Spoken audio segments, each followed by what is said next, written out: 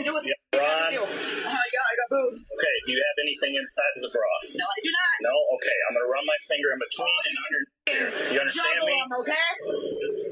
Don't juggle them. You like it? Feel good? Oh, yeah, baby. Yep. Got anything on your side? No. No, I don't have anything. I told you guys that. I was coming out, no weapons. I was coming out just fine, and you all attacked me. Just know that. In front of my kids. Yeah, double welcome. Because I'm such a threat. I didn't get that. Just put me where you need to put me. I'm a police trainer instructor. I train and instruct military and law enforcement all over the country on various law enforcement disciplines to include constitutional law, case law, patrol tactics, ICAC investigations, etc. And so in this video, we can clearly see this is a very common occurrence in which somebody is placed in legal custody, whether that be through a warrant or through probable cause, crime, what have you. Somebody's placed under arrest and they are then searched for weapons, essentially. And this is going to fall under Chimel v. California, 1969, and it is one of the exemptions from the written warrant requirement.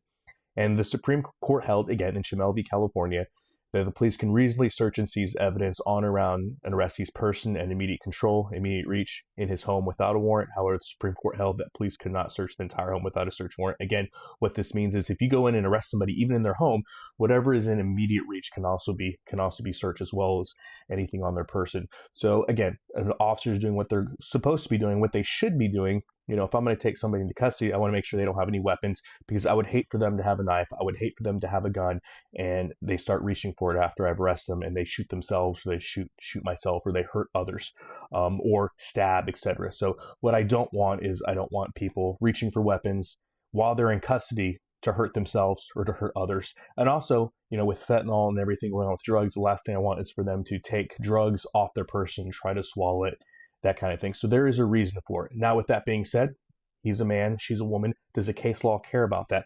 No. An officer can, again, they can perform these regardless of what their gender is or gender identity, or however they decide to set forth themselves in that day. But with that being said, I think it's always prudent, if you can, you know, if you have somebody who is self-identifying as a female and you get another female to come and do that search incident to arrest, you know, that's always something that's very beneficial, but that's not always available at your disposal. So in this video, I'm going to talk about what I do in the field, and what I instruct based upon the case law. So let's take a look at the next video.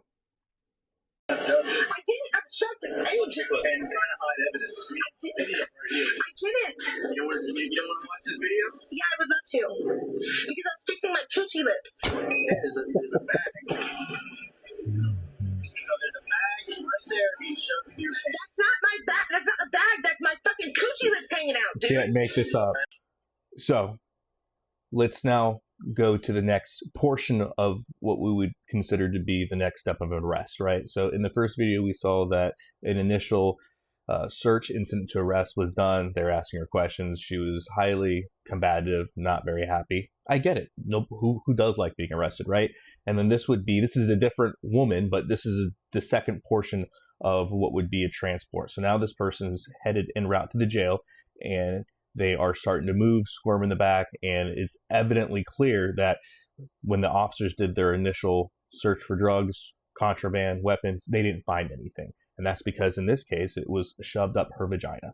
So it's very evidently clear that, again, you can do the best searches that you can do roadside, but you're not always going to catch everything. And with that being said, you have to be prudent, because am I going to do a cavity search roadside? No, that's not what I'm going to do. We're going to talk about, again, some of the things that I do in the field in real life, and hopefully that'll give you kind of a better understanding of what you can do in these situations. But as you can see, these officers are clearly not happy. They're clearly elevated. We're going to hit you with obstruction. We're going to do this. We're going to do that.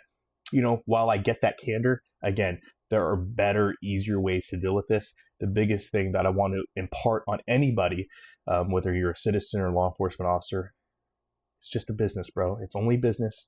No need to make it personal. No need to get, you know, incredibly insane, upset. Go with the flow. Go with the flow. Before I take you out of the car, I just got a few questions I got to ask you. Do you have any weapons on you right now? You do. Like what? this right hand and this left hand. I like him already. Now is not the time to make jokes. Why not? I'm going to ask you some serious questions and I need some serious answers. All right. Do you have anything that can poke me, stab me, or stick me? A knife, pocket knife, anything like that, a needle? I can't check because my hands are handcuffed. As far as you know. He's not wrong. Do you have anything like that on you? I'm not sure. Do you have any drugs or alcohol on you as far as you know? I don't think so. Okay. He drank them all. When we get inside the building, if I find anything on you, that's going to be another charge. Oh. So tell me now, will I go to jail? So this video literally gets me every single time. I think it's absolutely hilarious. I mean, this guy is just living his best life. I mean, he's in police custody and he is trolling that officer or deputy, whoever this law enforcement officer is. He is trolling him like there's no tomorrow, and I'm here for it. I'm here every second for it. And so again, we see this common narrative, right? Somebody does not want to 100% comply with, or they're not doing things the way the officer wants them done, and all of a sudden becomes this big deal, right? The officer gets more intense, and it's, you got to tell me, you need to tell me, and it's like, can we just take a step back and can we just look at this logically, right? So the Supreme Court case precedent supports everything these officers are doing. Again, Illinois v. Lafayette, 1983. The Supreme Court has held that it is reasonable for police to search the personal effects of any person under lawful arrest as part of the routine administrative procedure at a police station, incident to booking and jailing the suspect. The justification for such searches does not rest on probable cause. Again, does not rest on probable cause, and hence the absence of a warrant is 100% immaterial to the reasonableness of the search. Here, every consideration of orderly police administration to include the protection of a suspect's property, deterrence of false claims, of theft against the police, security, and identification of the suspect. Therefore, the search is benefiting both the police and the public, points towards the appropriateness of the examination of a respondent's personal effects. Again, Illinois v. Lafayette. And as we already know, California versus Chimley, 1969, again affirms that a search incident to arrest is 100% permissible by the Supreme Court case precedents. So again, you know, not everybody is going to 100% do exactly everything you want. So let's just be smart about it. So we'll look at our next video and let's see what some of our options are, and let's see what we can do to overall benefit both us, the institution, and most importantly, the person entrusted in our care that we've taken into custody. This lady was given the best legal advice by a man in a jail cell after a cop tried to get her to admit having an illegal substance. I'm not going to charge you with it. What is this? Some sort of... Throw it over a nice cop. Is it some surge? I need to know because I have to take it for destruction. Do I have to answer? So like I said, I didn't even read you Miranda. I'm not going to charge you with it. I just need to know so I can take it. So like, What is this? What it is, but don't tell him it's yours. He's lying. Tell him what it is, but don't tell him it's yours. So there we have the next video, right? And in this video, again, we are now inside a jail facility. And again, this video is completely different and is not related to the last videos, but we're showing a sequence. So the first video, we started roadside. Now we're finally in the jail. She looks like she's about to be placed in a cell, and the officer finds what he believes to be a controlled substance. And so here we have this dilemma, right? Because I know many of you are going to say, hey, don't talk to the officer. Don't at all cooperate. He's going to charge you with the crime, so just don't say anything. And that's fine. And I want everybody to know that if you want to invoke your rights, remember, you have to verbally invoke them, and you absolutely should. You absolutely should. If you don't want to cooperate, nothing I tell you, nothing I should tell you to cooperate.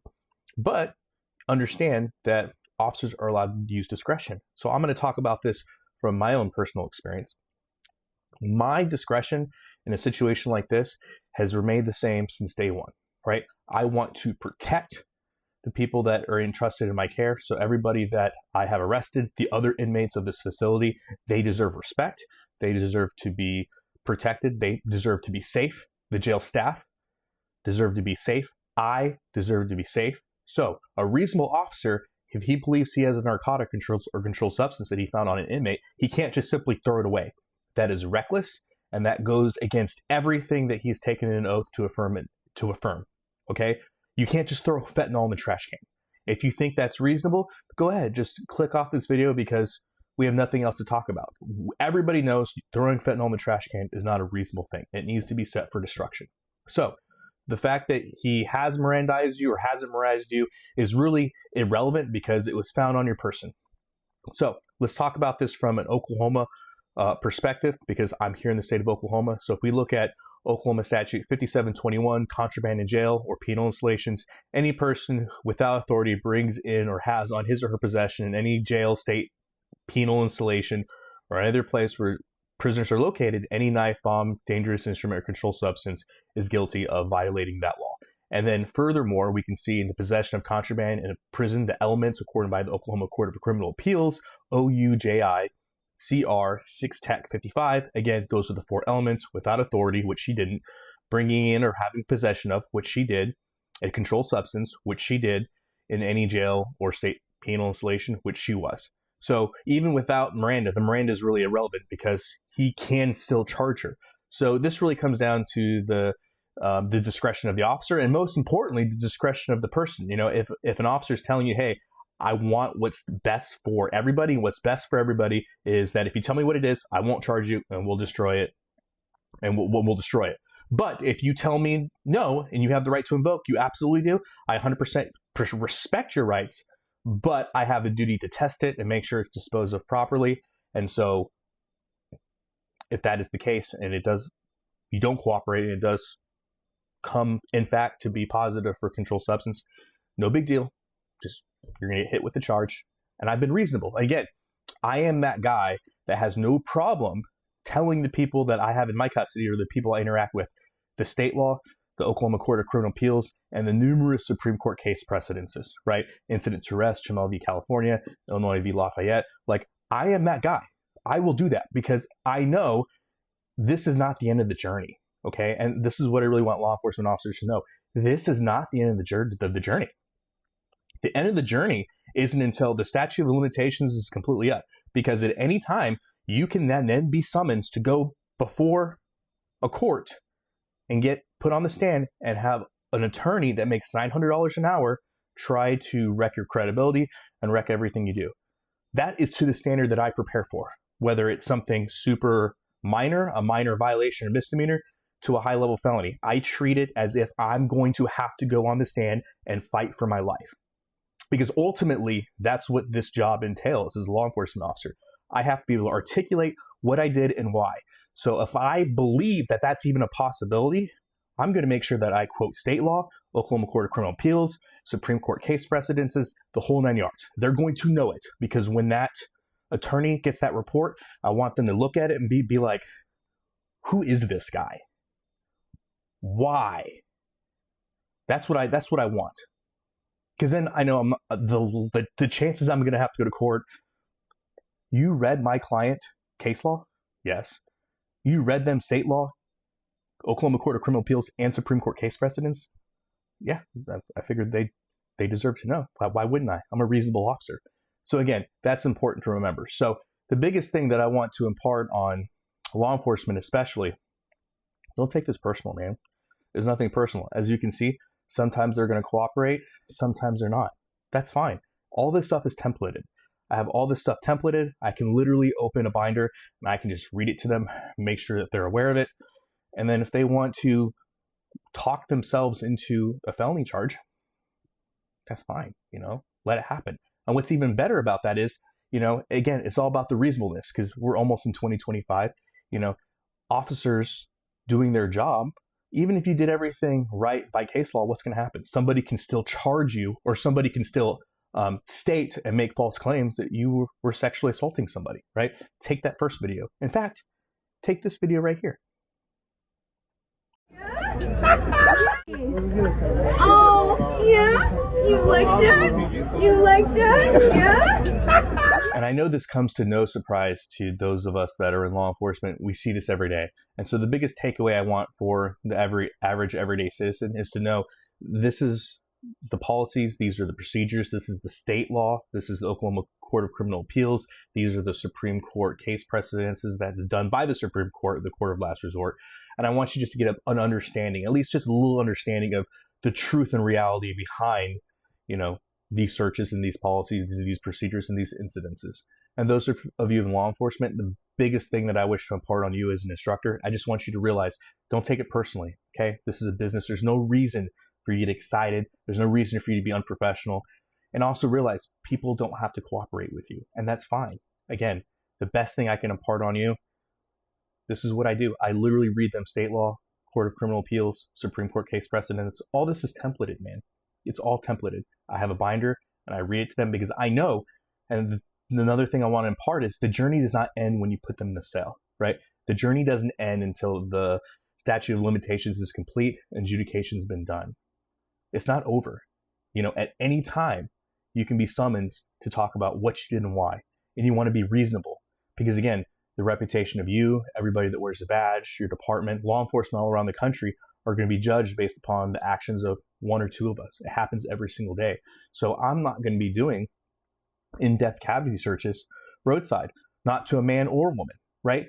I'm going to make sure they're safe from point of contact to the jail. I'm going to be reasonable. I'm going to read everything to them. And at the end of the day, if that jail deputy finds something, they're going to give me a call and be like, hey, we got something. I'm going to come back. I'm going to slap you with the easiest felony you could ever imagine. Again, I read it to them. I make sure they know because I know the journey doesn't end here. There could be a chance a $900 an hour attorney wants to make me look stupid. That's their job. So I'm going to do everything in my power to when that attorney reads my report, they're like, who is this guy? Where did he come from? That's what I want. And that's why I treat everybody the same. That's why I treat everybody with respect. That's why I know the case law. That's why I study it. And this is why I'm providing this training to you guys. Because I want all of us to be better. I want citizens to know their rights. And I want citizens to know the other side. And I want police officers to know your rights. I want you to realize it from their side. I want you to be safe. I want you to go home to your families. And I want you guys to do the best job that you can because this is a hard job. It's a thankless job, but somebody has to do it. Hope this was helpful for you guys. And as always, long live the Republic.